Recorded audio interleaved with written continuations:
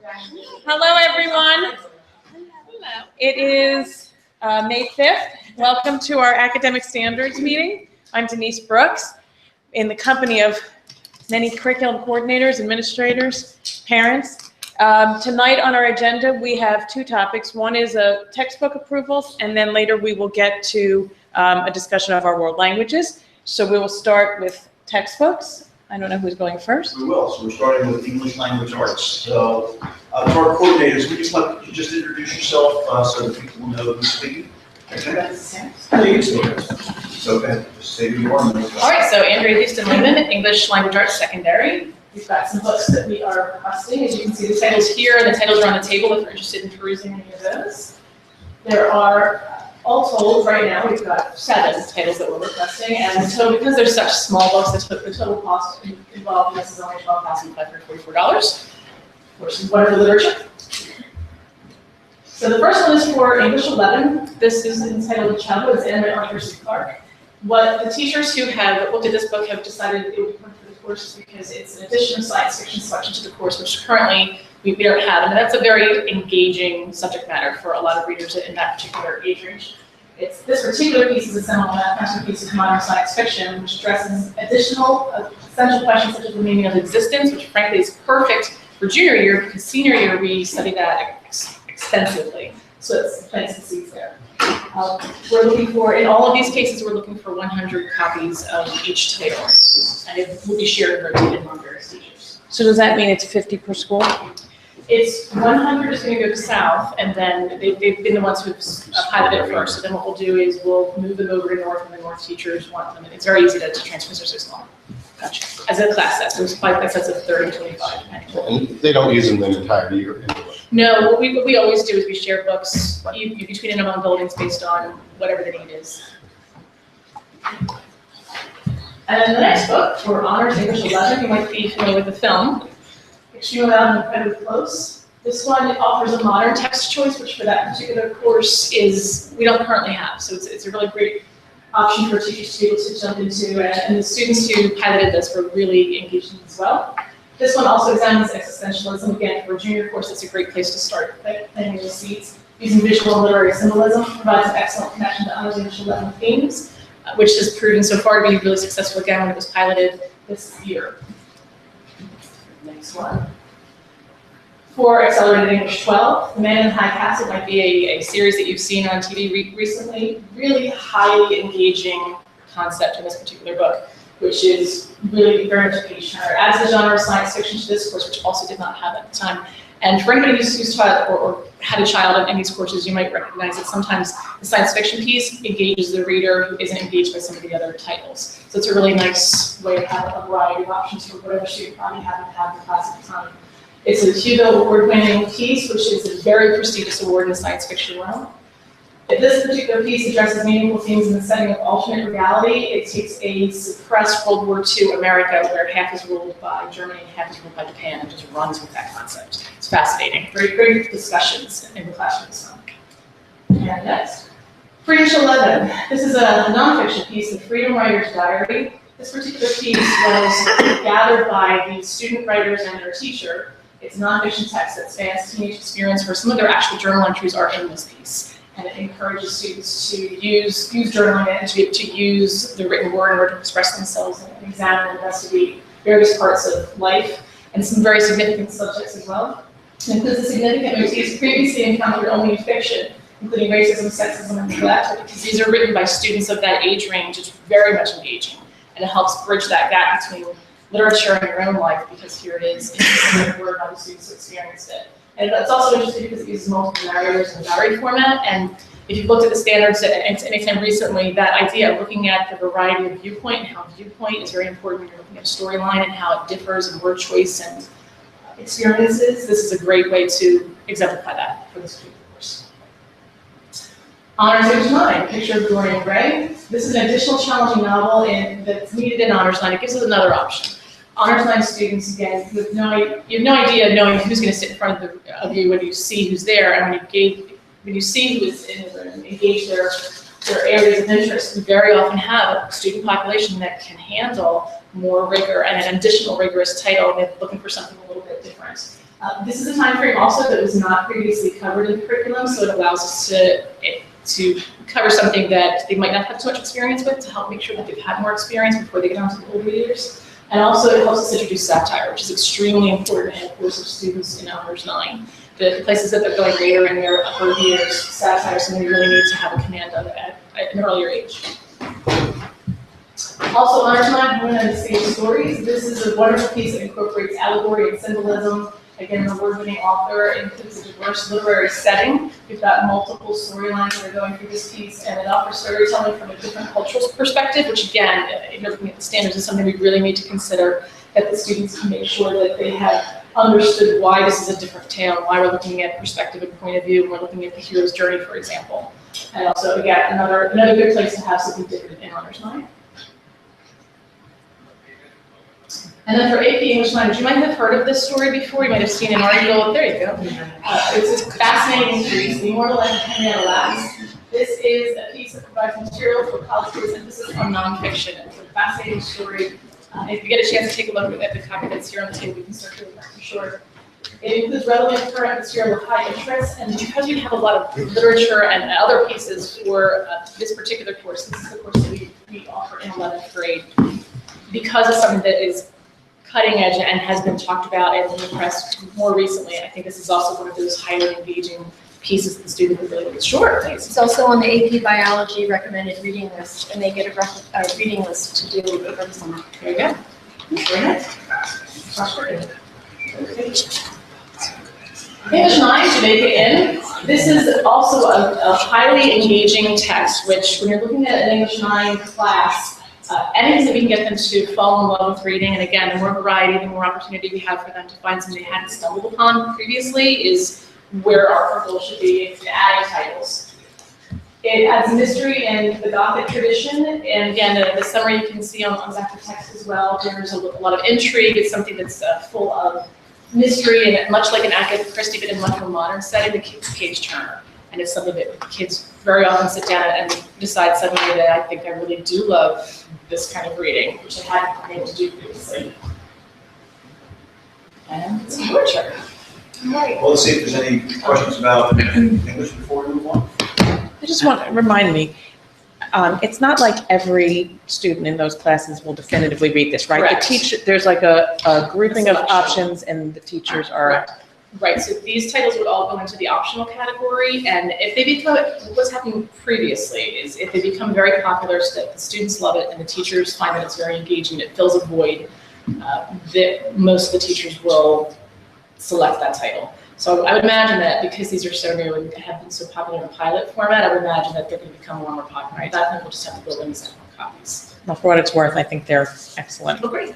choices, so. And I didn't pay attention to the money. How much are they? They're In 100 total, it's $12,500 for all of it. for so 100 copies of each Exactly. of these. Right, and that's including shipping. Okay, thanks.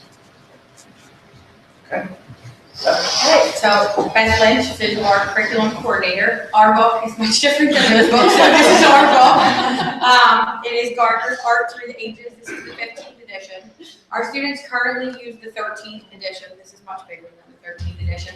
The big change in this book compared to the book that we currently use is that the AP College Board rewrote the entire visual art history course. And it's now outlined in 10 content areas. The book follows the same 10 content areas. There's 250 required artworks for the course. 238 of them are in this book, and the 12 that are not, at least the time periods in which they were created, are touched on in this book.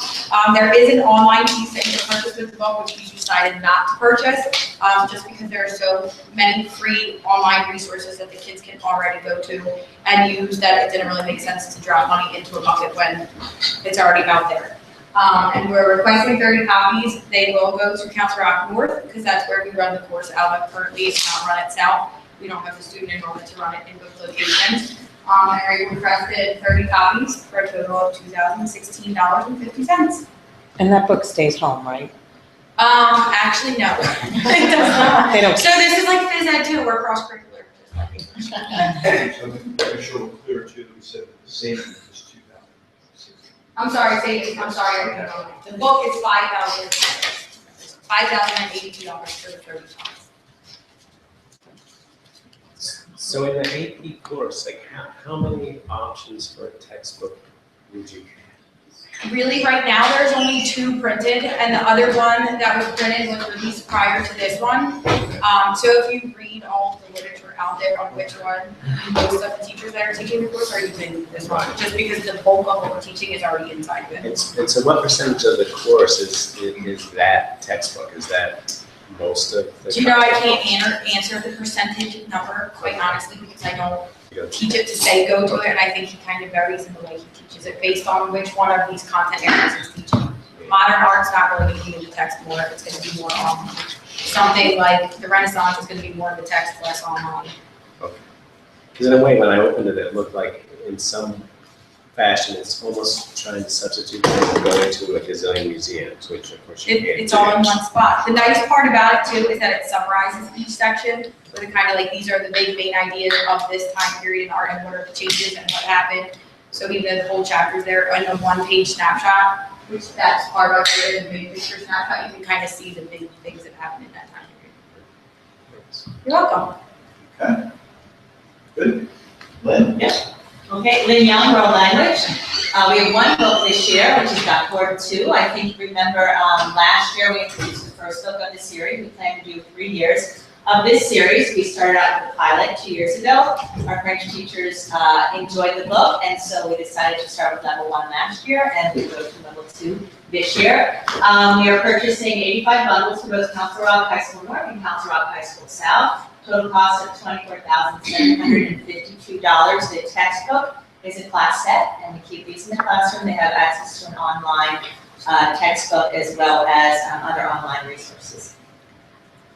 We have to agree, right? Sorry? We have to agree. I don't have to do anything. Yes, you agreed to it last year, so we're hoping you let us have it for the second year. It ties very well into our curriculum. It feeds into the level 4 and the AP 5 textbook as well. Okay, any questions on? Birds. Okay, Dean? Dean Hens, Social Studies Coordinator. 2 textbooks, they're both part of the AP US program. The primary reason for the new textbook is the age of the prior textbook. We started using this textbook in 2001. And the second reason is, similar to AP Art History, College Board's in the process of revamping, redoing, reconfiguring the curriculum in many AP courses. So we've had success with this textbook in the past. It's written by Alan Brinkley. He's a history professor at Columbia. One of the things that we like about the textbook, and I know this well because I've used it in the past, it's a single author textbook. So the tone, the quality of the writing, the emphasis chapter to chapter is consistent. And we've had success with it in the past. The other thing that is new with this textbook, the way the course has been configured, there's more of an emphasis in some of the content in the later 1800s, early 1900s, and a couple of the chapters in this edition have been disaggregated and separated into 2 chapters to cover more what's covered on the AP exam. So you can see we have, there's 110 for North and 110 for South. I think that's pretty sure to cover the enrollment of both buildings. So this is the primary textbook. This will go home, stay home, and we also have an online access, a 6-year subscription for that. So in addition to that, this is, it's a supplement. It's called Taking Sides. What it does is it'll take contentious issues in US history, controversial issues that historians have different varying viewpoints on, and offer viewpoint A, viewpoint B. It's a good resource that teachers have used in the classroom to offer some guided reading, offering students an opportunity to break down text, analyze it. One of the things that's new about the AP exam now, with respect to the old AP exam, the multiple choice section, instead of just having a question where you're asked the definition of mercantilism, all of the multiple choice questions on the AP US exam, it's a reading followed by multiple choice questions, or it's a cartoon followed by multiple choice questions, something like that. The readings that are in here are definitely going to help students analyze dense text and getting ready for the AP exam moving ahead. So there is a second edition. This one goes up to Reconstruction. Two reasons we decided to hold off getting both editions this year. Number one, second edition to this is not out yet, so we wouldn't have it to do the readability on. And if we go with the volume 1 just this year, that'll kind of spread the cost out a little bit. You can see it's 50 for north, 50 for south.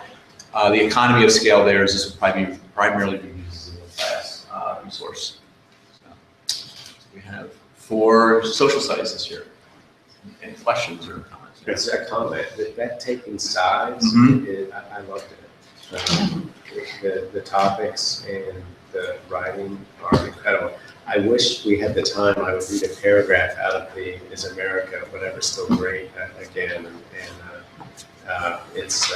it's pretty funny. Yeah, I think it's the first reading in there. It's the idea of to what extent is America an exceptional country. Right, that's right. Yeah. And in the second person's response, it has some pretty interesting perspective. So, From a discussion of the book and the course itself, actually, if you watch whatever that TV show was on HBO, the lead character answers a question about is America still exceptional? That's kind of interesting too. But going back one slide, one of the points going back one slide, thank you, someone did that. I thought he was driving. Now, one of the points you made in favor of this is a difference in philosophy. And that is, your position was, it's one text which gives consistency and throughout. And one of the things that I see and observe in our students is they need to be able to do more research. I think they need to be able to do more research. And I'm not exactly confident that I like the idea that one text. Now, I took this, it would have been the old test, and there would have been about 40 years less of history to study when I took the course. But our course, when I was in high school, was based, it was a library-based course. It was a course that was based on, you went and pulled differentiated resources and did what the second book is supposed to do, which is give you conflicting. And it was a course that was really geared towards a college level course where it wasn't going to be single source, here's the textbook, you know, the oracle, and then espouse or repeat back what it was. Now, I'm not asking, I don't think you're asking on the parent. Did we ever consider about, or does, help me understand how this works and where the syllabus is to document the other instruments that might be used, the other resources that might be used? Do we understand the nature of the question? I'm trying to follow you with that. Yeah, I think the goal of the AP course, Right. it's a college level course that's taught in a high school classroom. Now, when they say college level course, if you do 300, 400 level study in U.S. history, you may take a semester course in World War II, a semester course in the Great Depression, a semester course in Vietnam. And in that case, you're going to be looking at a variety of sources, a variety of viewpoints, more research-based. The class setting would be more like a seminar type of a class. When they say college level course in AP US history in a high school classroom, it's more so a survey course. So the reason for having a textbook that covers the span of US history, Columbus to present, is to help students get that narrative down that they would get in a survey course to lay the foundation down. With the idea that if they would do more advanced study in US history, again, like in their junior, senior year in college, they would get into more looking at a variety of sources housed in primary sources in books by different authors. And I don't know if I'm answering your question. I knew that, and here's it's an interesting point. I think when you say it's a survey course, if the orientation is that we do, and we draw an analogy to an airline flight, and we take a nice, smooth, steady cruise at 5,000 or 10,000 feet across the span of history, I guess my struggle is I would expect it to be up 10,000 foot. That drops when you hit maybe a certain period of the Revolutionary, the Jacksonian period, Second Bank of the United States, these types of topics, you drop down to it, and you actually then, because I hear what you say, but for many students, they won't take the college level history course, because if you get the 4 or the 5, you go to Penn State, you don't take history. You don't have to take history. If you're an engineering major, you don't have to take any more history, because you did the 5 count, or used to count as 2 of the history credits. You were done. You didn't have any history to take. So that's my struggle, which is, yes, it's a college level course. And I just, we're not gonna argue. There are 8 other board members. You got at least 5 of them are gonna vote for this, I'm sure. But my point is, I think we need to look at it from the perspective of what do we want the course to be. Because I think that it's, when they get to college, it's a college preparatory course. And there's the nature of what are we preparing them to do? Are we preparing them to take more history, or are we preparing them to take college level courses? And that's where I'm looking. I would like this to be a college level course that prepares them to take college. I think if you take a look at the 2 resources in conjunction with each other, I'm going to change, can I change analogies on you? Absolutely. Okay, so think of it as fences. These are your fence rails, which is going to give you that smooth perimeter of the course.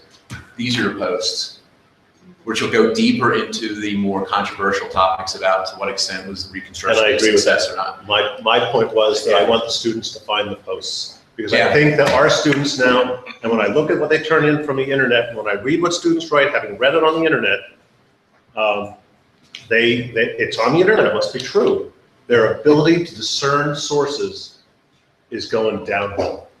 And that's the problem I have with the single source, my perspective. I get what Jerry's saying, but I just want clarity on this particular course, to apply the statement that we can make the course what we want. It doesn't necessarily apply to an AP course. The AP course is following a certain guideline set by AP, correct? Yeah, there used to be, when they did the refit of the AP exam, which hit students for the first time 2 years ago, 2014, and I was teaching AP US, so I'm intimately linked with this. And you're the right guy to be here. I guess. The course description book for AP US prior to 2014 used to call the Acorn book. It would have an acorn in the front of it.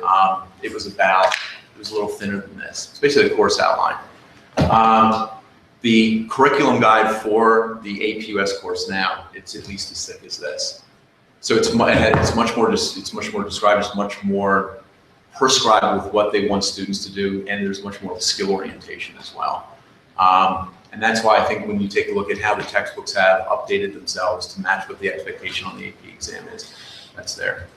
I'm wondering, I've heard twice now tonight that our textbook choice has been driven, by changes in the AP. Is their updating of the courses reasonable, or is it excessive? I think it's reasonable. I can't speak to Dean's Smith, but our course just came out with the course guideline is 269 pages long of what kids need to know. So just what they need to know is this thick. And I think to try to find a resource that now matches the new standard of what they need to know is where we both ran into the issue of. They're not doing it every 2 or 3 years to the point. They rotate the subjects. That's what I thought. AP Chem was a year or 2 ago. We had to buy a new book within a certain amount of time for college board approval. That's good. So they rotate the subjects. And the last refit on APUS, it might have been in the early 70s. Okay, good. It's not something, they're definitely not on a 6-year, 10-year cycle. I mean, the other thing is, sometimes we use the wording teach to the test, which has a connotation that we don't like. But in these particular courses, we must do that. If these kids aren't prepared for their test, then the course is not doing what it needs to do. I think, and I can speak for myself personally, I think in an AP course, you're honoring 2 uses, right? There is, yes, you want to get students ready for the test. But on the other hand, following some advice that colleagues gave to me years ago, starting AP, teach a good US history course. And that is taking a look at the topics in depth. There's post holes where they exist. Because it's not just about getting the final exam, it is about coming out of the classroom with a background of knowledge, a civic understanding of US history. And I think it's the same for world history. And that second point is what I'm looking for. And really, it's political season that I look at the electorate can't discern the information they get. These are the people. So that's, U.S. history is great. U.S. future is better. And that's what I'm more concerned about. So that's why I'm, as you talk about it, it's interesting because I wonder if AP, because the other one is the baccalaureate route. Is there not a secondary? If you don't do AP, you do the back there. International baccalaureate. You could go for the international baccalaureate. And it makes me wonder, we've always subscribed to the AP. It makes me wonder, sorry, I feel like I'm talking right there. it makes me wonder philosophically, which one do we agree with? Are we looking to give the students the best college credit they can to get out? Or are we looking to give students, I'm not saying one is better than the other, I don't know. Because we've never seriously looked at, or have We looked at IB. but we sat here and talked about that? I don't know. No, we looked at it administratively, and it was so cost prohibitive. Okay. That we didn't even continue with the conversation. But that's when we talk about, what are we doing for academic standards? Yeah. Looking at the books is one thing. Right. Sitting here and talking about philosophically, what do we want to do and how do we want to go and what do we want to prepare our students to do? That should be the core of what academic standards is. That sets the tone for what we do. Buying a book is easy. Yeah. Choosing how we educate our students. We had a little conversation in the hallway about AP not too long ago, and I might, forgive me, I'll tell a little quick version of this story, but I had a wonderful meeting with one of the nation's top education writers right after I went to work at ETS. And when I had my introductory phone call with him, the first thing he said was, ETS. He said, love the AP, hate the SAT, which, I think was a little bit hyperbole, but I think the AP is great, but, Robert and I were talking about the fact that for a school district like Council Rock, maybe it has a little less value than it does in other places. In other words, I think our use of the AP is reasonably moderate because of the kind of school district that we are. Other school districts can make use of the AP to drive curricular improvement, whereas perhaps that's something we can do on our own without having to just, make an excessive investment in AP. It's actually an interesting thing which says, could you actually cooperate with a local university and offer a college level course that doesn't require the AP test? Because what actually happens is you take a college level course certified by an appropriately accredited university, then when you come out, you have 6 credits of US history from Cabrini or whatever it would be. So you could take a different, it's something to entertain. And I in this political season, I totally agree. I think we're all struck by the reality that people don't know how to think critically and be participatory in the democratic process. I think that is abundantly clear. When we just look at turnout numbers and also the decisions that people make in the ballot box. But I don't know that the history, the social sciences that we teach really does the trick. I think some of the stuff that I hear in social psychology research really resonates with me. So when I hear these stories that were out like in 2009 about how you could get children, 4th graders, to predict the outcome of elections based on the photographs of the candidates with 70% accuracy. And these were races like school board and county commission or whatever. And you take the photographs over to France and you show them to French children, or you show them to children here.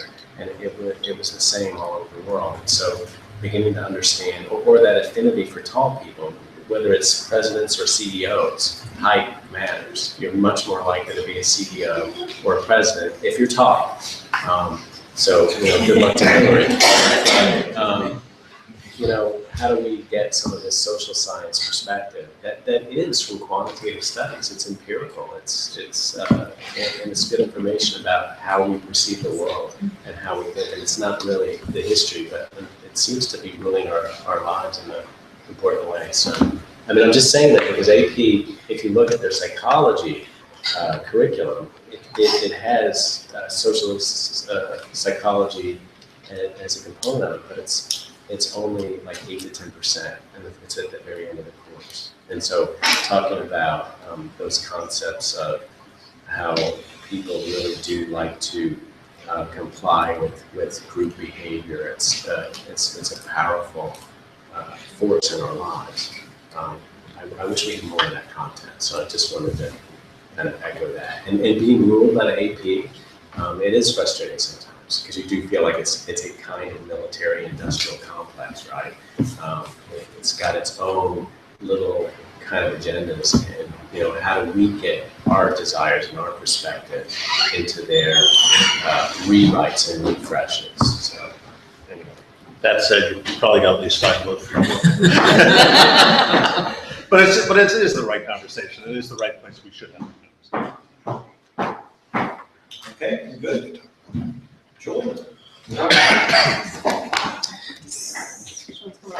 Okay, so this is course 3 of, last year you approved course 1 and 2. Course 1 was for 6th grade. Course 2 was for 7th grade academic. This is course 3, which will be for our 8th grade academic. It has a much better alignment to the PA core standards. It offers students many more opportunities for high-level thinking, allowing students to use and apply the mathematical practices that are just as important as the mathematical content. It is a consumable book. I was a little concerned when we first looked to pilot this book a couple years ago, what students would think of a consumable book, but interestingly, most students really seem to enjoy it. They like being able to write in a book.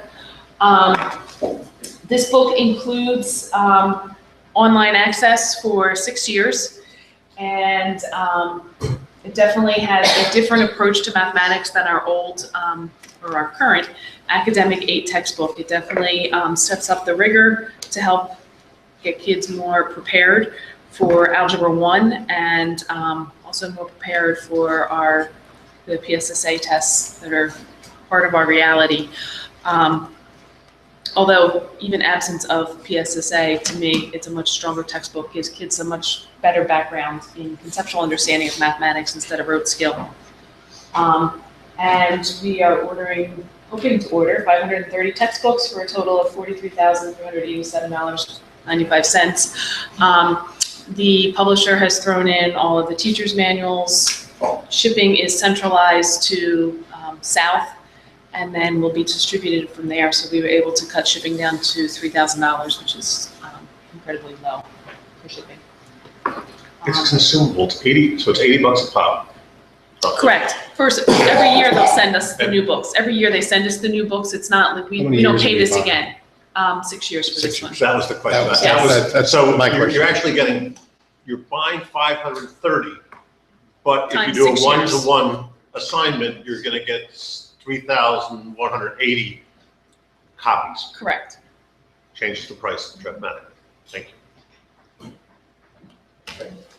That's this one. Our next one is a new textbook for our honors and accelerated analysis course. Most people know it as Precalculus. We do more of an analysis, analyzing mathematical concepts, hence the name analysis rather than Precalculus.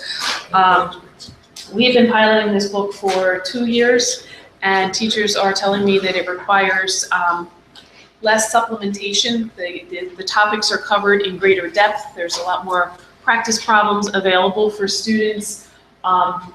It offers them in a richer problem-based learning platform, and it does cover the topics in more depth that our teachers identify as important topics for our AP Calculus, which is where most of the students, all students coming out of honors analysis go into either BC or AB Calculus, and probably half of our students coming out of accelerated analysis will go to AB Calculus. The rest of them will be graduating and take calculus in their college experience.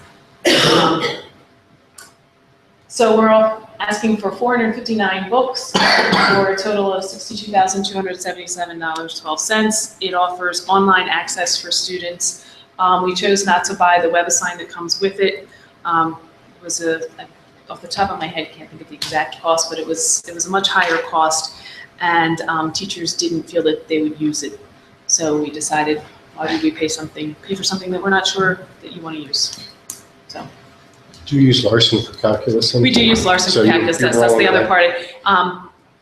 It is a nice flow right Yeah. into our calculus book also. And that's a classic text. Larson is a classic, he is the pre-calc guy. Mhm. He's the Seminole in the field. In what grade will it take for calculus? We have some students that take it, the students in our honors track, or who started in our honors track in middle school, take it in 11th grade and then go into calculus their senior year. And then our students who were in academic 8 and then went into accelerated 1 in 9th grade would then take this course as seniors. The only thing it's interesting to me to look at the interplay of the two books you've just shown, not so much for the books themselves, but the numbers you're requesting. At 530 copies of the 8th grade book, you're expecting half of the students, because in any one class between two schools, we graduate 1,000 kids between the two schools, 500 apiece. So you're expecting half of the students, roughly, to take the academic 8 that you just showed us previously. Just trying to get the framework here. And then at some point, it's not as easy because it's over a wider Right, spread. it's over different spread. An accelerated analysis class can sometimes be almost all 11th graders, or it could be almost all 12th graders, or it could be a combination of. And that's what I'm But asking the question. most kids go on to, once they start in the accelerated track, we have very few students that drop out or drop down to the lower track or choose not to take math their senior year. And I really asked the question because there's another underlying concept that this board looks at all the time, and this district deals with all the time, which is we spend a disproportionate amount of time focusing on, if we look at, for those doing math, if we look at the normal T distribution, the big thick part, the 2 standard deviations each way, covers 95% of your kids. We spend a disproportionate amount of time 3 standard deviations away on either end, either in the children with exceptionalities or the children who are taking the advanced courses. We spend a disproportionate amount of time. So it is interesting to me when I look at it that the half of the kids are taking the academic 8. That's, within the 1 standard deviation of that normal, just from a framework. So it's interesting to me because we spend so much time thinking about the AP courses, talking about the AP courses, when the balance of our population. Well, and this book hits the balance of our population. Correct. And this one also does, when we talk about our accelerated analysis students, because they're kids coming from both the, what would have been the academic track in middle school, and then also who were once in honors who chose to move back to accelerated. So this actually hits the masses. And I think from an interesting perspective, just, again, it's something as a board to know and hold. Barry, I think not at this moment, but at some point it would be interesting to get the profile. Every year we do a course offering book and we look at what we're offering. I think it would be interesting at the end of the day to actually look at the numbers, excellent point, that they take it at different points in pre-cal. It would be interesting to look at our graduating seniors and see what they take. Like how many did take pre-cal at some point in their career? Because that would give us a perspective of where are we on what part of that curve are we actually serving. Pretty much. Yeah, I could look that up. I mean, pre-cal is taken by almost. Across so much of our I think most students graduating take a pre-cal because they all start, except for that small group of students that starts in concepts, they all start in Algebra 1 in either 8th grade or 9th grade, so they all get to a pre-cal course. And they're all using that book. Our analysis course is just our academic level analysis course have a different book. Right, but they are all in an analysis course, minus the kids who choose to take a trig stat course or a trigonometry and statistics. It's a semester course. Cool. All right, Renee. I know most of you. I'm the science coordinator. So the first book we're bringing to you today is our honors biology book. And if you get a chance to peek through the pages, they're Cengage partnered up with National Geographic, so the visual aspect of the book is beautiful. It's aligned to Keystone assessment anchors. It has comes with an 8-year online subscription. It has STEM activities, and as you mentioned, critical thinking skills are so important. It's superior. Last summer, all of the bio teachers got together because sometimes they never know what level they're going to teach, and they all unanimously agreed from North and South, this is the Mercedes of the bunch. The 2 pilot teachers, one from North and one from South, fell in love with the book. The students are using MindTap, which is their online access, and it's interesting because a parent from North saw the book, biochemist. Her son graduated from North a couple years ago and called the pilot teacher and said, where was this book? I see the copyright is 2015. Where was this book when my son was in school? So that was a pretty good endorsement because I never got a call like that before, or neither did the teacher. We have to get this book. Our current book is from 2006. So we wrote a little list of some things that our current book is missing. Our current book does not mention the Human Genome Project at all. It mentions Dolly, the cloned sheep, but the new book mentions the dog that they used, that they cloned from 9/11 that found the survivors. So it has strong interest for the students. It talks about bioterrorism, epigenetics, telomeres. I was watching Ellen DeGeneres between school and coming here, and there was an actress talking about telomeres, and I said, oh my gosh, that's not even in our current honors biology book. So the students in honors biology feed into AP biology. This is a perfect book for SAT 2 prep. Most of our students are encouraged to take SAT 2s for bio in the subject matter in June, and not wait till they take AP, because honors biology aligns itself a little bit more to that. And the reading level is appropriate, and I don't know what else to say. Can I ask a question about, Sure. so when the Common Core came out, and so we. Well, Common Core for science is in reading and writing. Right. So the research for this book is phenomenal, the research skills. And they do 2 research projects, one in genetics and one in nutrition. They kind of tie But that amino acids and you said- You biochemistry. started by saying that it was aligned to PA Core. Well, it has Keystones. keystones. It's aligned to keystones. Okay. And so how do you know when a book The- is aligned? Well, the publisher gives you a list. Okay. They know what to do. They give you a list and show you, if you pull out your anchors, they And They so- match them up Like- by state, even though it's, So by state, so if you go to a different adjacent state, is it possible that that it is is a possible, different version? yes, yes. So that this may be I have like them with me, they a printed those. Pennsylvania specific product. It has like the Texas school, Texas Right. approved it as statewide. Cengage aligned the book to Pennsylvania Keystone Bioanchors, so they're ahead of the game. I have 2 copies. I flipped through that book when we were here for another meeting, and it is beautiful. It is good. It is a really impressive book. I mean, I think that would capture Very students, yeah. Okay. Any other questions on that one? Okay, so the second book is from Pearson, and the rep had sold us the accelerated biology book last year. So she was very willing to give us, throw into the deal, all the pilot books for free. So with this deal, we're getting 150 free pilot books. We don't have to pay for those at all. Again, all our teachers got together, and what sold us on this book is we've been trying to realign our accelerated chemistry course with our foundations or academic chemistry course, because lots of times those first 3-4 weeks of school, some kids move up or move down, and our current chemistry was not aligned in the sequence. It was actually more, a little bit more environmental based, chemistry in the community. This book also has a section on, I would say, like oxygen, nitrogen, and phosphorus cycles, and a little bit of biochemistry.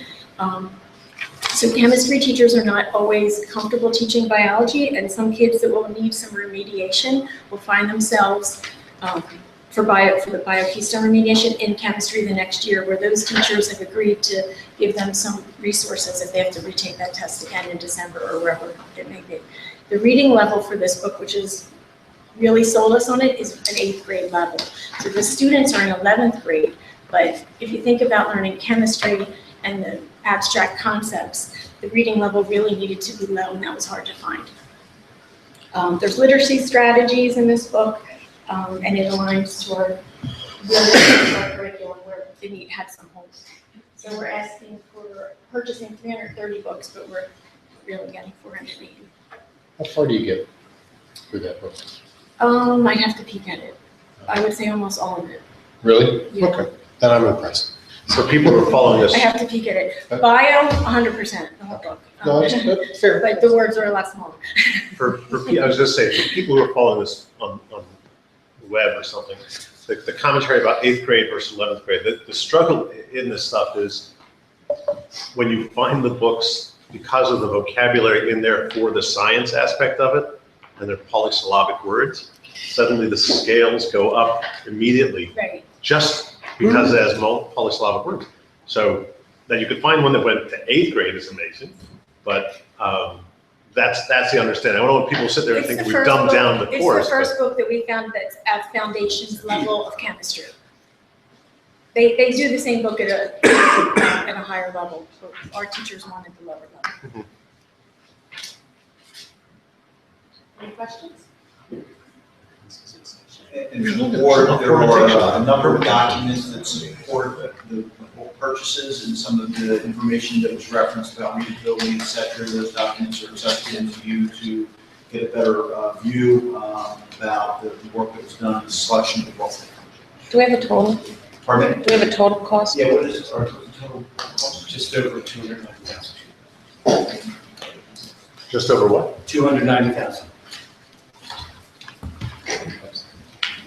Okay.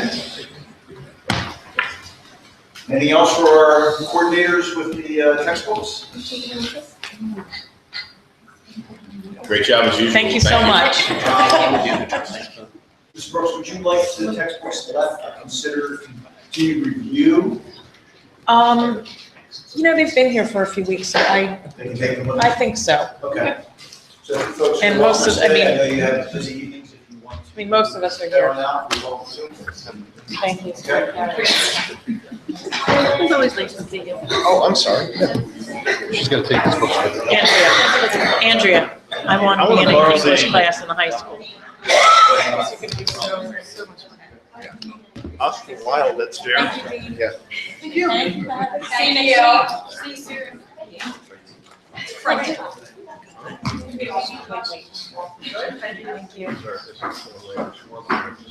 Thank you, Renee. You're welcome. Great seeing you.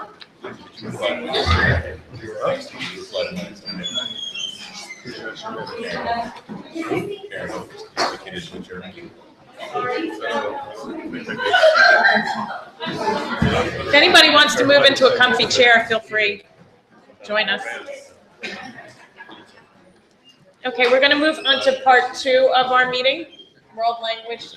So the second part of tonight's conversation was really just a follow-up or an update of where we are with the world language. And really is a continuation of what we discussed in the fall when we were looking at enrollment trends with the concern most specifically related to the conversation surrounding German and the declining numbers and whether we can or should continue to offer that. So what we're going to do is just go through each of the languages. The only caution I'll give you about the numbers that you're going to see is when you're looking at the current school year, we're looking at actual numbers, those students that are currently enrolled.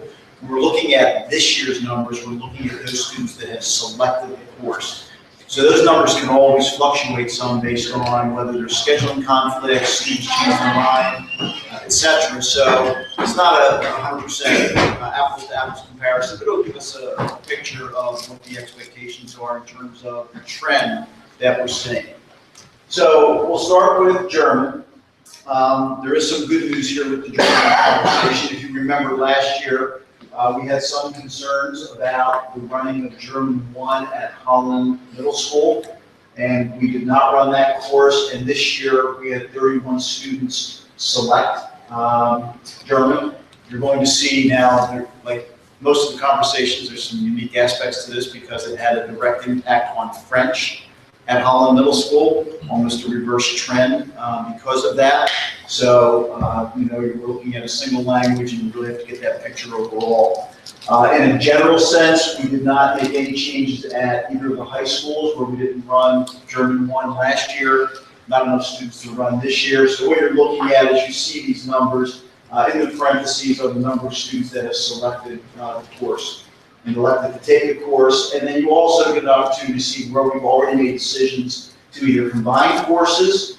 In this case, at North, German 4 and Honors German 4. Not only are we combining it, but we're shuttling it south because the grand total was, too few to run with 10 students, even within North. So those students end up coming down here at South. It's a shuttle course. So I'll let you just quickly take a look at the numbers, see if there's anything that jumps out at you. The other shuttle course we have is the AP German, that will also shuttle to South. And then, again, you see not only is there a combined number of courses within German in the single high school South, but it's combined with the North number. So it's a larger mix of students across the two buildings.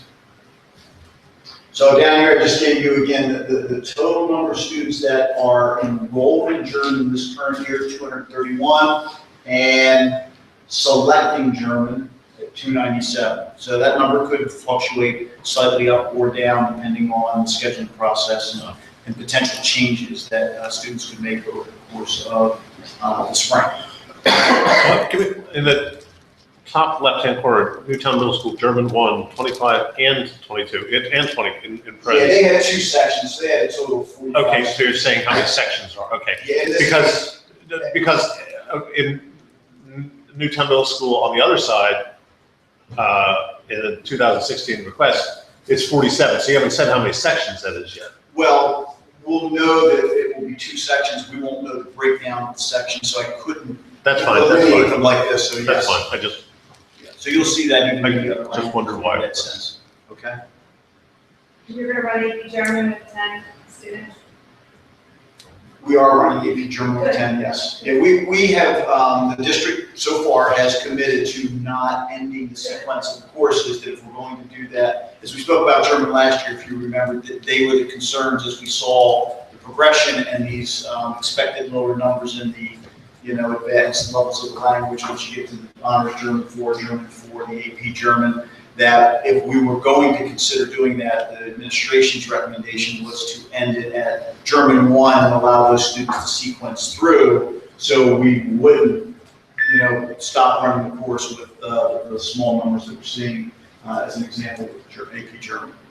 The thing that jumps out at me is that North German 2, just one student is being, and it's very kind of the teacher, but to be one student in a large class versus where it's happening at German 4 this year, at least they're smaller classes. So, it's wonderful for that student that the possibility of continuing in German doesn't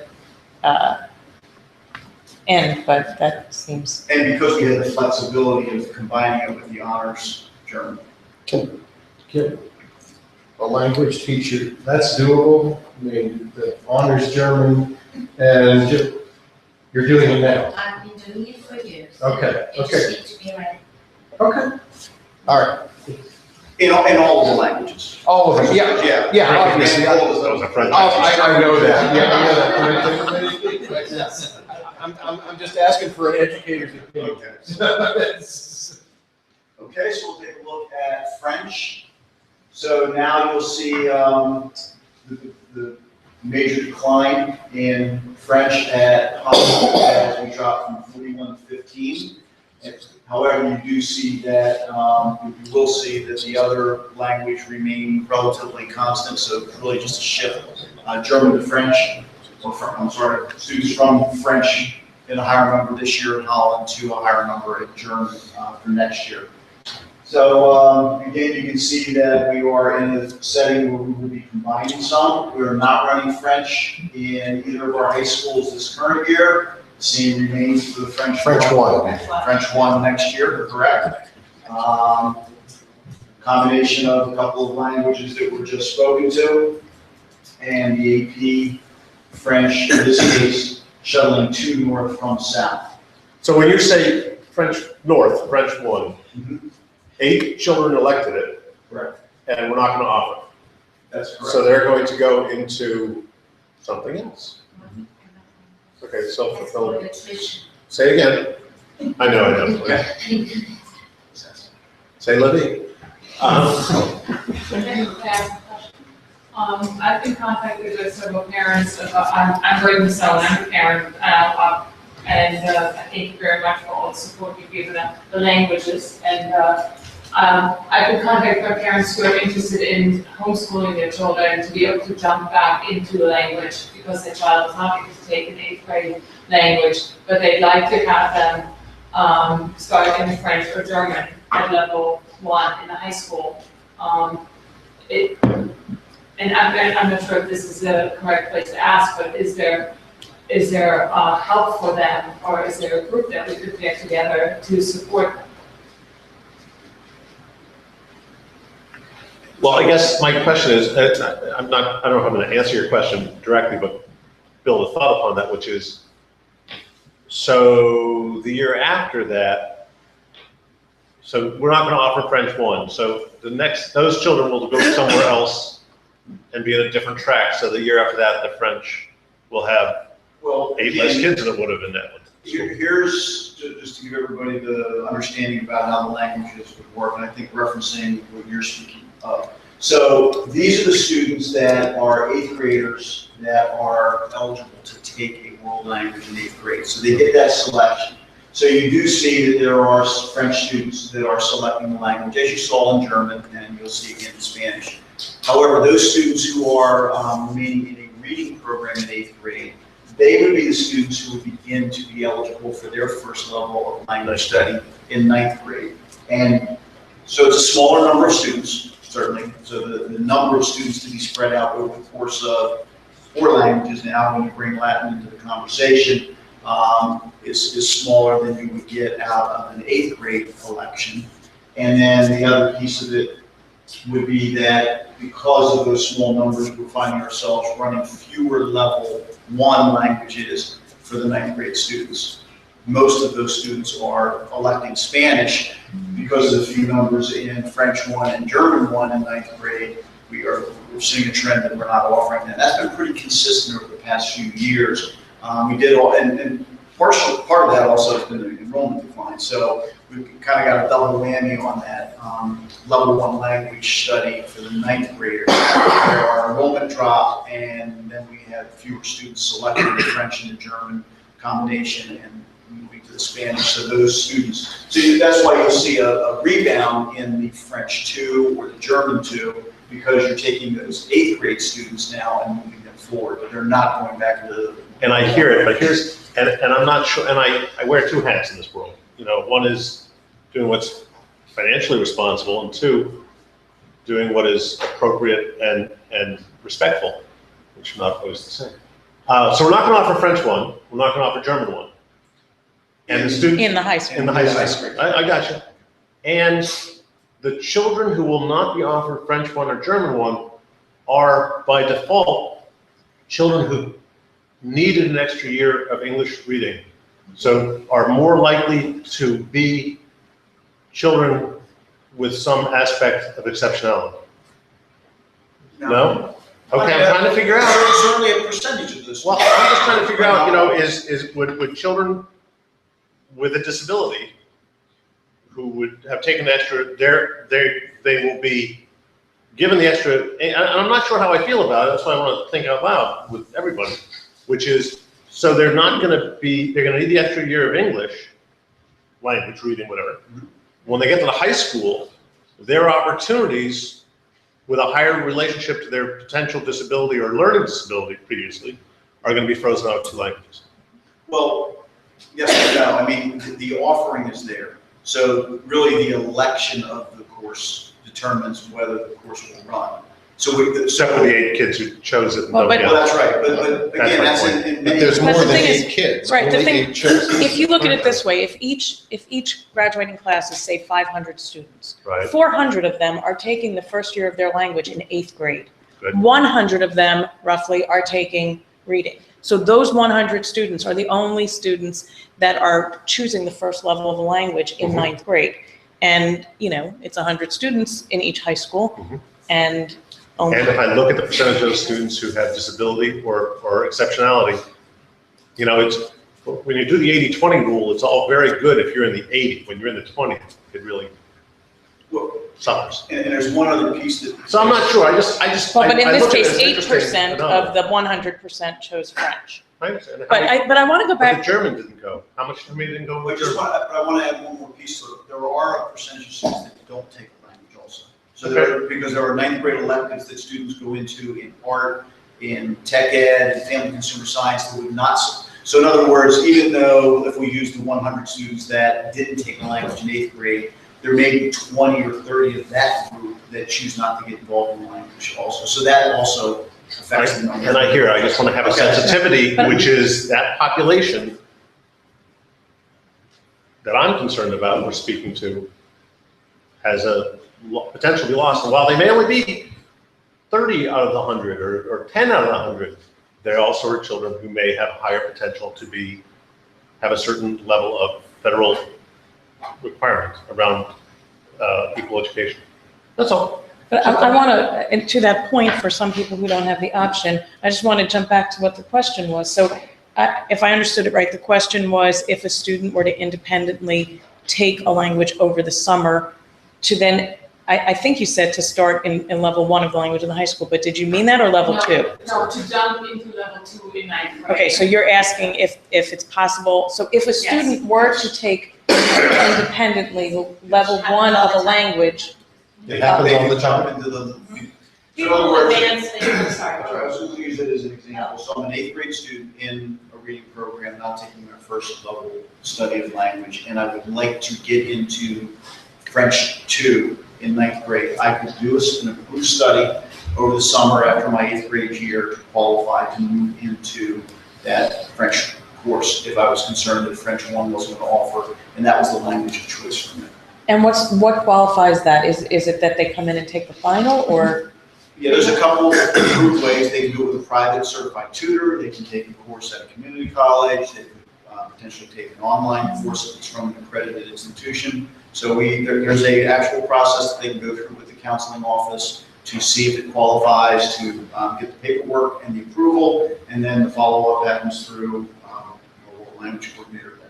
Yeah, there are students that do that. We provide them a book, and we provide them a pacing guide, and there's also happens to students who, I just spoke with a father who is from France, and so can his daughter move up a level in the summer? He will teach her. We give them the book, we give them the pacing guide. They come and they take the final. They have a conversation with the French teacher, and 99% of the time, the student does advance. And it also happens to students who take the non-honors level and they find that they might want a bit more of a challenge the next year. They'll cover the material, say it was French 2 and French 2 honors. They'll cover the material that they missed in French 2 honors over the summer, and they'll come in and we'll start in French 3 honors. So we do work with them. It's usually on an individual basis, but I give out a lot of books over the summer. Okay, so if any of those students who chose classes that will not run, they would the counselors routinely know that to guide them if that came up? So you can call. So all the children that are not able to take French 1 and German 1, they've been given that choice to self-learn over the summer? Because they're all conversations I've had. They need to ask for the choice, Okay, or so they they need to don't- be offered, I don't know what the counselor. So is it possible that we request that this is going to be offered to them, that this is a choice that they have? Because I don't, from the conversations I had, I didn't get a feeling that they even realized that that was an opportunity for them. And it's not only in world language, I want to be clear, it's in every subject area. So we have students who accelerate in mathematics, students who accelerate through health and PE, students who accelerate through the sciences. So they made choices, and we allow a limited number of those opportunities, because what you wouldn't want is somebody taking, you need 23 credits to graduate Council Rock. We don't want 20 of those to be from elsewhere and then get a Council Rock diploma. So we've limited it to 4 from 8th grade on. So after they leave 8th grade, they can make those selections for those 4 credits through the process we've described. And usually, I mean, it's pretty widely known because we have a lot of students who do take that opportunity and receive credit in languages as well as in other areas. We don't advertise it, we don't hide it, but if a student says, is there an opportunity to take a French 1, and what would be the process? The counselor would provide the form, explain the process. That student and their parent would fill out the form with all the appropriate information. The counselor then would say if it's an acceptable form to count as a Council Rock credit, and then build that into their schedule and move them on. So they wouldn't know that until typically August, when the student comes back and either presents the work that they had done, as well as if there's an exam that's required to see if they reach proficiency. It works. I have personal experience with it. I'm sure it does. I just, it's, the answer is, I guess, as I hear the public speak, I guess the question is there outreach to the 12 children who are affected next year? That's between them and the counselor, I don't know. Oh, but is there outreach to notify them? Yeah, and I think, in fairness, I think the outreach is far greater than what we're seeing here, because it's in any subject that might not run. We're looking specifically at language, but it's a broader conversation. Right, and that was I was addressing the question right. that come from the, you're right, I mean, a kid could want to skip a year and do this stuff but really it's where they're closed out. That's why we're offering the 4 and the 8 and the APs, even with small sizes, because we didn't want to close out, so I don't want to. When we see the 8 and the 4 that will not run, if they've chosen another language, is that reflected in the choices? So if the 8 French 1 people, for example, switch to Spanish 1, are we going to see on the Spanish slide those 8 people included in there? As of the time that we put As the of the numbers, time, okay. yes. And those, that's fluid, that I get it. process, as students are meeting with the counselors, et cetera. So the fair concern would be that to address your discussion about kids taking German 1 or French 1 elsewhere, now I'm worried that if there are not enough of those children making those choices, how do I carry them through the program? Because you've got 72 coming in from 8th grade. Right, this is just the French 1 So in the these high students school. will all go in, if they stay with the language, would all move into the level 2 study of the language, whether it's going to be a small number in French 2 or a larger number in Honors French 2, they would then join and be a part of this group moving forward. It spans 2 grade levels is what's happening. Right, and the other thing is, of course, down the road, our 2 smaller middle schools will be 1 larger middle school. So you can add those There's- numbers and get That's a the good benefit point. of Some some better growth. critical Yes. mass for the. Okay, so again, last thing on this, to just draw your attention, you see very little change overall across the year to year in total numbers. So Spanish, as we well know, is our most popular language for, I don't know if we ever know why, but it just is. I think we have a lot of guesses as to why, but I'm quite sure. So you can see that there's rarely, if ever, a concern about offering each of the levels across the grade spans. So I just have you take a look at that and get a sense of it. Obviously, numbers of sections in all of those courses, including AP. And as you can see, it's one of the few where we run, enough to run in both high schools, as well as multiple sections, as well as the total number. Slight decline, not significant, considering the number of students that select the language. And then we'll take a look at Latin.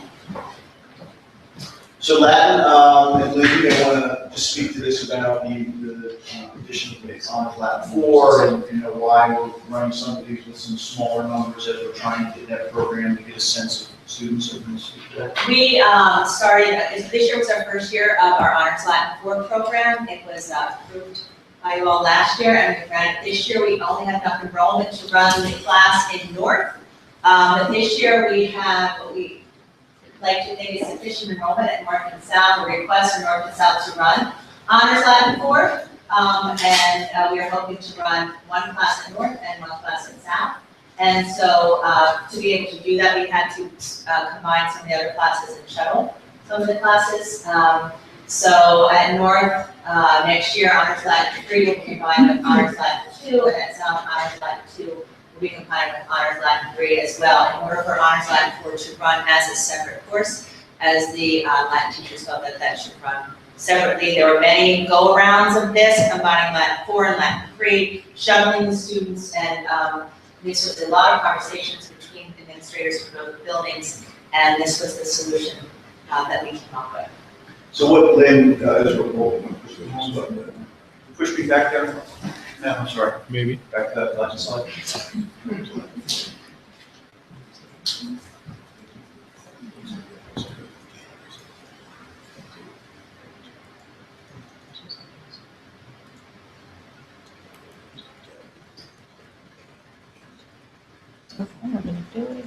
We really looked at what we thought would be best for the program, and although we do have shuttle students in other languages, we thought that if we shuttled Honors Latin 4, students, they don't like to shuttle. That is a deterrent. People will drop the course, and so we didn't want that to happen in our new course. We wanted to see that it builds. We really didn't want to shuttle any of the students, and so we kept them both running. We thought if we shuttled Honors Latin 4, then the kids in Latin 3 at whatever building was not the course would not be interested in taking it the next year, and based on this inconvenience in their day, that they may not want to continue on with the course, we certainly want to keep the courses all 4 years running every year. So it's a real credit to both high schools, administratively as well as Lynn and the world language teachers, to try to continue with the staffing allocation that we had in Latin, but trying to give Latin, Honors Latin 4 at both schools an opportunity to grow.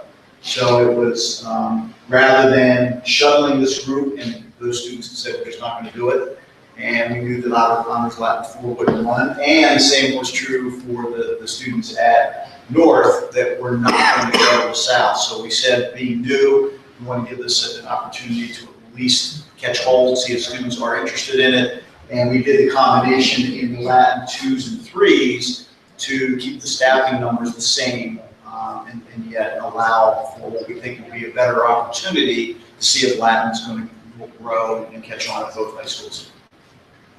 I guess I knew this at one point, but looking at the slide, it's so glaring. Why don't we offer accelerated? Why are we only offering honors in Latin?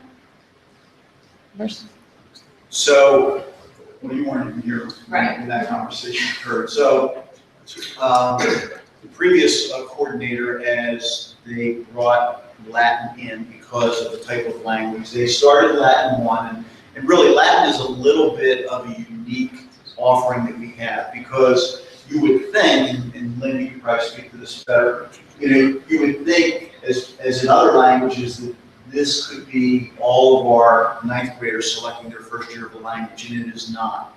Often what we have students is finish the 2nd or 3rd year of their French or German or Spanish, and then they jump into a Latin for a 1-year experience, while others will look to get the full 4-year. And it's all because it's not offered as a middle school language. They can't take that first year of study in 8th grade. So some don't want to jump into Latin and start from level 1 again. They'd rather complete their 2nd or 3rd year and then look to make that change after they fulfill what they think is a necessary college requirement, or their desire to get to a level 3 study. So because of that, Latin 1 was offered as almost more of an intro, as a first year study of the language, and then the continuation, because you couldn't break it down into levels because of numbers. It would just differentiate the numbers because we already had small numbers of Latin, that we would run it as only an honors level course. And if there's anything I'm missing in that conversation, I think the rigor is equal to an honors level.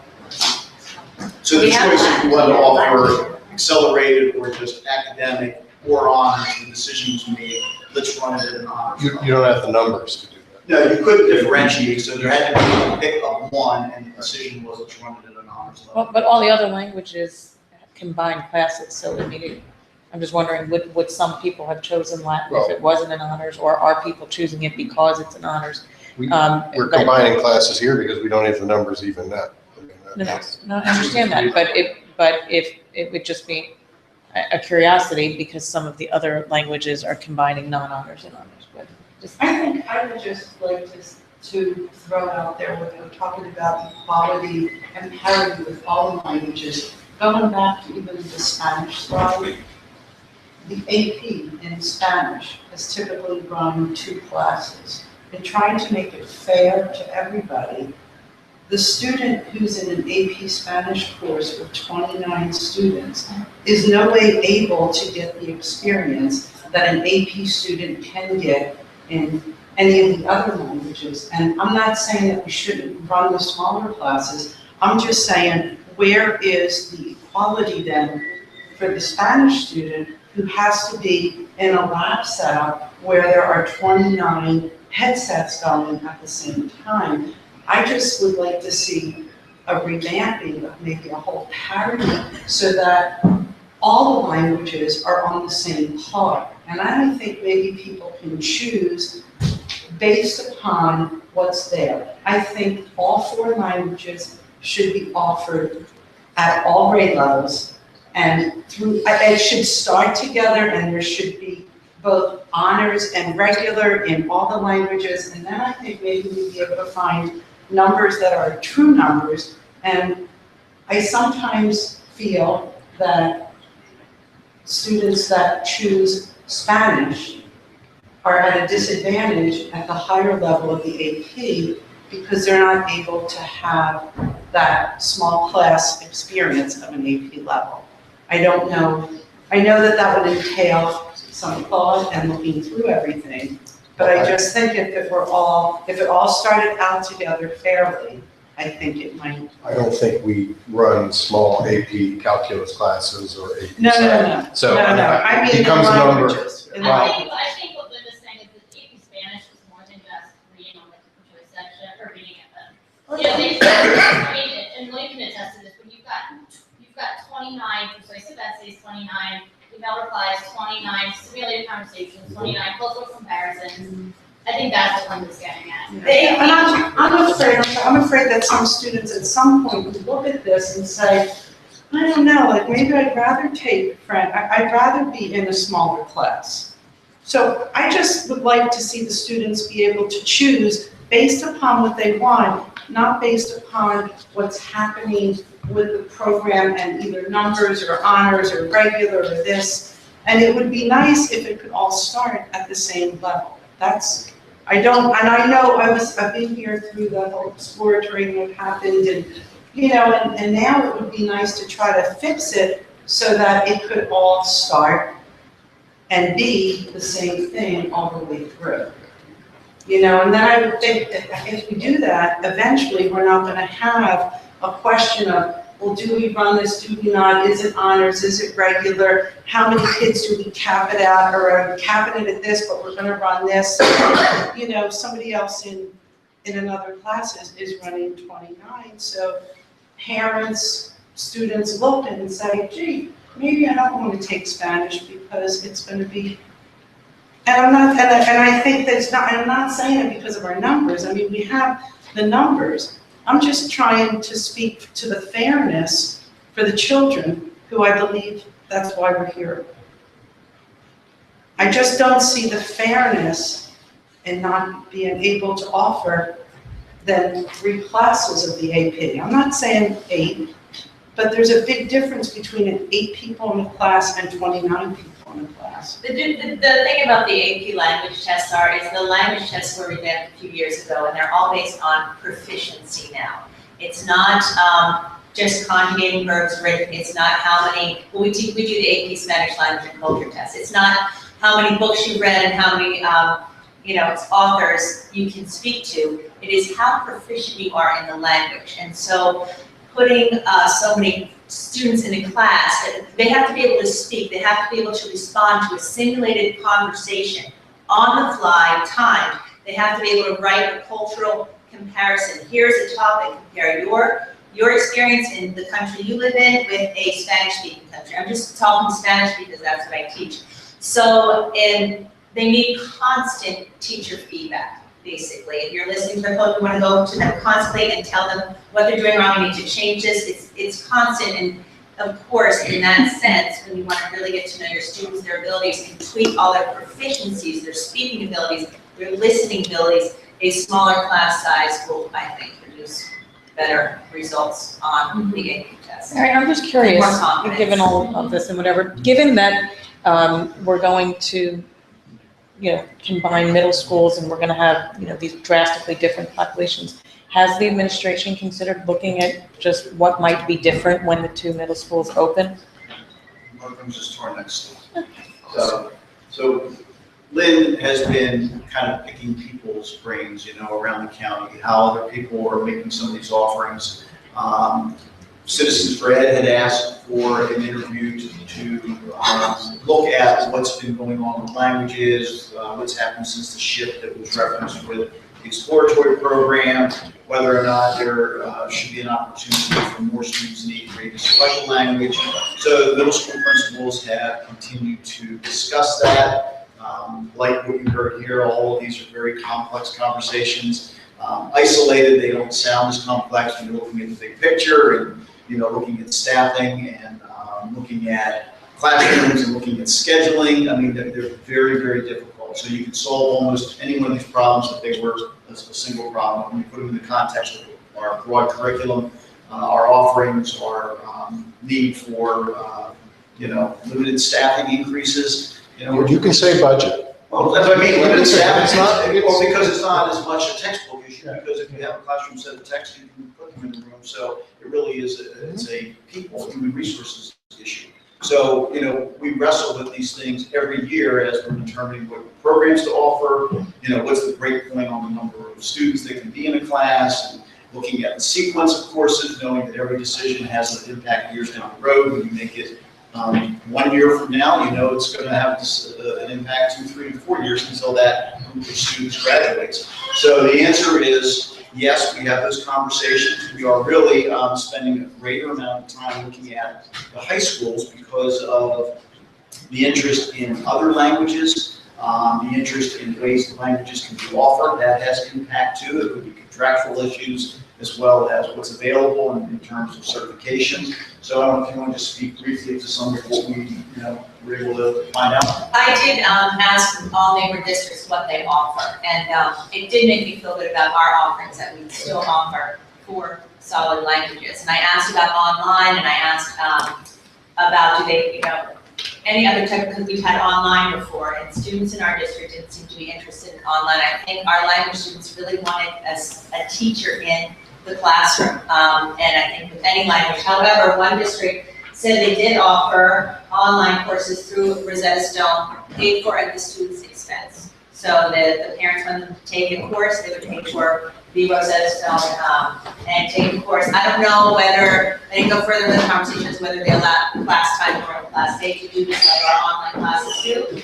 Others are offering less traditional programs, Chinese, Arabic, and Japanese. Central Bucks does offer Chinese at 2 of their high schools, and she said they're hanging on by a thread, basically because it's hard to find a teacher to teach Chinese. And we did have a Chinese program here 2 years. for 2 years. And I think it was like, sorry? It was at North, It was at North. There are about 12 kids in there, and the teacher would come in every other day and teach us because they were right across. It was a Bucks County Right. Community College teacher. It was a What are you seeing in terms of districts around us? Are districts still offering 4 languages? No. Some have narrowed it down. Some have narrowed it down to Spanish and French. One was Italian and Spanish. Some offered Chinese, but no German. So I really think we were one of the few that offered the 4 languages. And we offered so I asked, do you offer any Asian languages? And the ones that offered them, they had such a small population, or it was farmed out, or it was through the Rosetta Stone. They didn't have a teacher in the classroom, put it that way. They did not have a teacher in the classroom. And they would sometimes purchase seats for students to take that class online. So It's interesting. I mean, online learning, I think is great, but language is one content area where I think it doesn't work as well as it might in others. So, I mean, anybody who knows me knows I would love to be able to start language in 1st grade, and I would like to see more, more opportunities. On the flip side, Barry and I had a conversation. He called me, and when he told me the German 1 numbers and the French 1 numbers, I was very disappointed that the enrollments were low, but I was the first one who said they can't run because we can't run classes with 6 students, 8 students, so I get that. But I think we are in a unique moment in time. The high school work we should always be looking at, but we are certainly in a unique moment as we are moving into a new era for our middle schools. And I would like to see what we can do that honors and respects the budget and the constraints that we're under, but also enriches the options for students at the same time, because I think that if we have some conversations, we can get to a place where we can maybe be doing a little bit better and not worry that it's infringing on the budget because of this particular moment. Barry, I have one question. What you said, that we limit in the conversation about taking a language outside, we limit it to 4 credits. Obviously, it's, you know, I'm struggling. I look at this and I think back, I worked with a man in New Jersey for whom Polish heritage was important, and his daughters were taking Polish classes outside. They were at a very proficient level.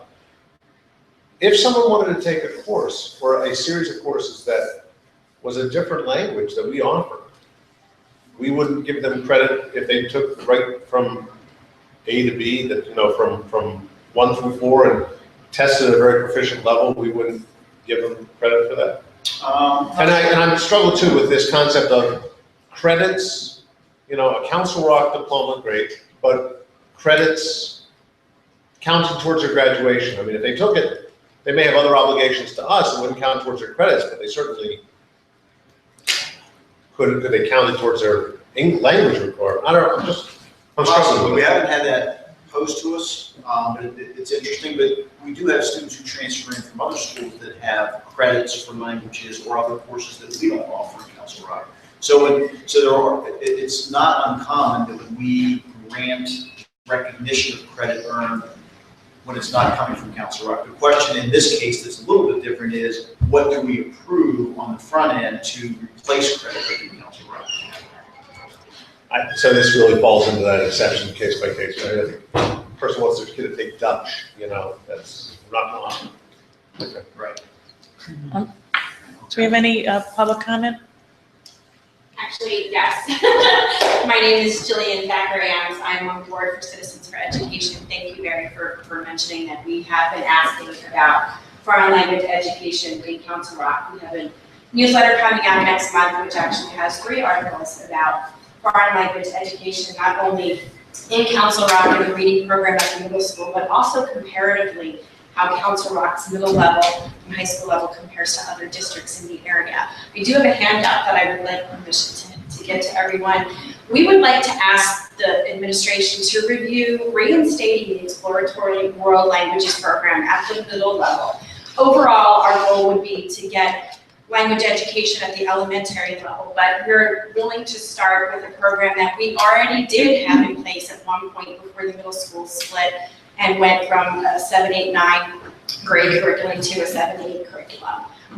This is exactly right, Denise. This is the time we have a change coming up in the middle school to go from 3 to 2. And this is when our population is going to change, our staffing is going to change, and that's a perfect opportunity to take advantage of that, to revamp the foreign level, or the foreign education level.